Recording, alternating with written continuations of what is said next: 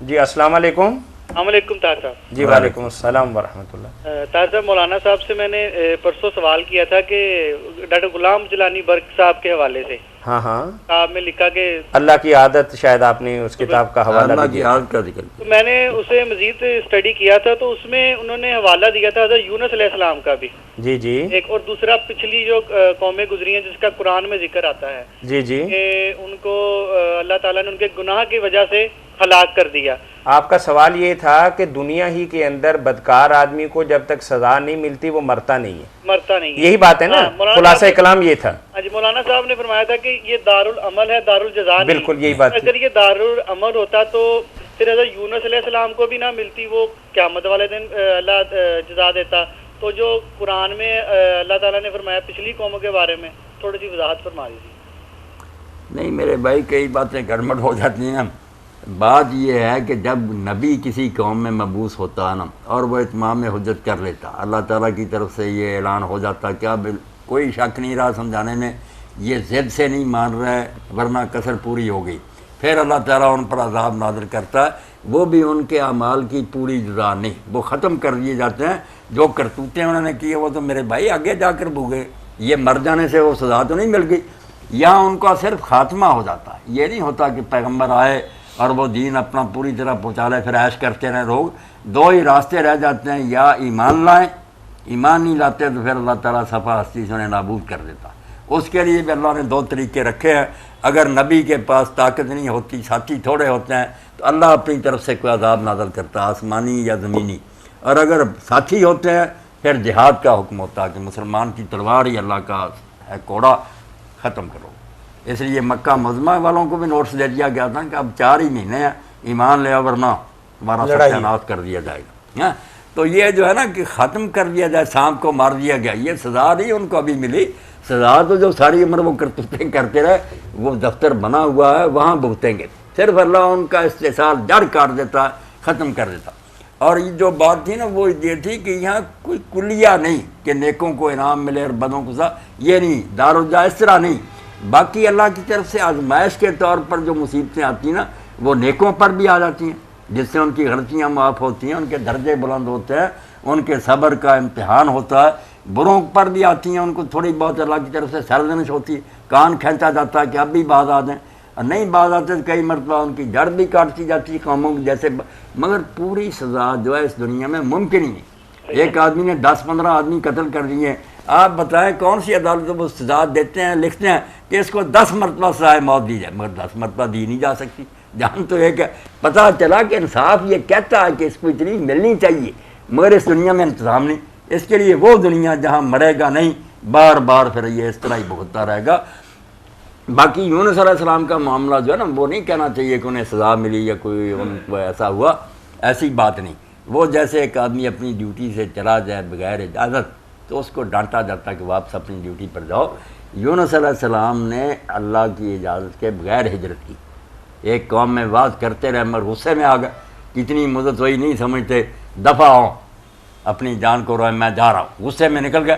اللہ نے پکڑ لیا کہ جب میری طرف سے اجازت نہیں ملی کیوں کام چھوڑ کر آئے، چلو ڈیوٹی پر واپس. وہ واپس چلے گئے. قوم پہلے سے کانپ گئی تھی، وہ جاتے ہی منتظر سے مسلمان ہو گئے. تو یہ مصیبتیں جو ہیں اس دنیا میں ان کے کئی رنگ ہیں جس کا کوئی شخص فیصلہ نہیں کر سکتا. اللہ جانتا ہے، یا وہ آدمی خود اپنے ضمیر سے پوچھے کہ اس کی آزمائش ہے، اس کو ڈانٹ پڑ رہی ہے، سزا مل رہی ہے. مگر پوری سزا یا پورے انعام کا آپ خود سوچ رہے ہیں یہاں کوئی طریقہ نہیں، نہ کسی کو مل سکتی. 60 سال ایک آدمی نیکیاں کرتا رہا، کیا 1-2 منٹ میں اس کو ملے گی؟ وہ تو ہمیشہ کی زندگی. تو جو لوگ آخرت کو نہیں مانتے غلام جیلانی کی طرح، وہ یہی چاہتے ہیں کہ یہاں ہی سارا قصہ ختم ہو جاتا، پھر اگلی دنیا کی کیا ضرورت؟ یہاں نہیں کچھ بھی ہوتا، آگے جا کے لوگ پوچھیں. یہاں تو لوگوں نے دیکھا کئی ظالم بادشاہ عیش کرتے مرے، ان کے سر درد بھی نہیں ہوا. کئی نیک لوگ جو ہیں پھانسیوں پر لٹکا دیے گئے. بات واضح ہوگی بھائی. جی بہت شکریہ. چلیں جی السلام علیکم. وعلیکم السلام. جی بھائی جو تسی تقدیر دا مسئلہ کیتا ہے، ہاں ہاں ہاں بچے بھی تو بڑے پریشان ہو گئے کہ اگر دعا دے نال کوئی مسئلہ مطلب دعا کرنا کچھ نہیں فائدہ ہوندا ہے کوشش انسان کرے دعا کرے مولانا نے بتایا ہے کہ دعا کرنے سے تقدیر کے اندر بھی اللہ نے لکھا ہوتا ہے کہ یہ بندہ دعا کرے گا تو میں نے پہلے تو اس پہ بیماری ڈالنی تھی اب اس کو تندرست کرنا ہے. دعا کا فائدہ تو میری بہن ہے مگر وہ تقدیر کے اندر ہی ہے نا.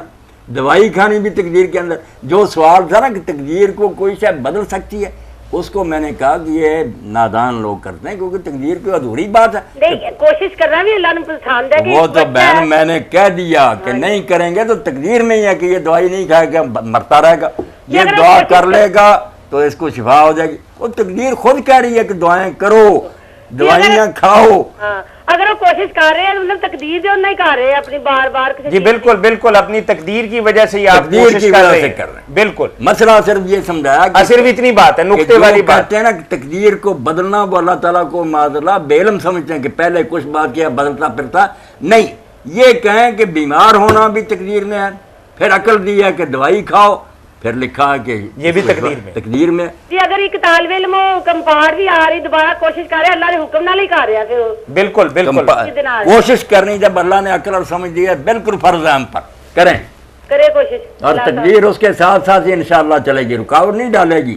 اچھا جی بہت شکریہ سن لیا. یہ گھر پہ مولانا کوئی جھگڑا ہو گیا ہے آپ کی بات سے نہیں کوئی جھگڑے کی ضرورت نہیں. اب ٹھیک ہو گیا انہوں نے بات بتا سمجھ دیا. میں آ گئی. السلام علیکم. روکتی نہیں تقدیر الٹا دھکیلتی ہے کہ کر دعا ورنہ نہیں ہوگی تیری بات. جی السلام علیکم. صرف بدلنے کی بات کو غلط کہا کہ بدلنے کا نہیں کہنا چاہیے. یہ کرنے سے پہلے یہ تحریری سوال ہے کوئی نکال نہیں. اور تقدیر پر بھی ایک شعر ریکارڈ کرا دوں. علامہ اقبال کہتے ہیں کہ رمز باریکش حرف مضمرس تقدیر کا جو ہے نا مشکل مسئلہ ایک حرف میں چھپا ہوا.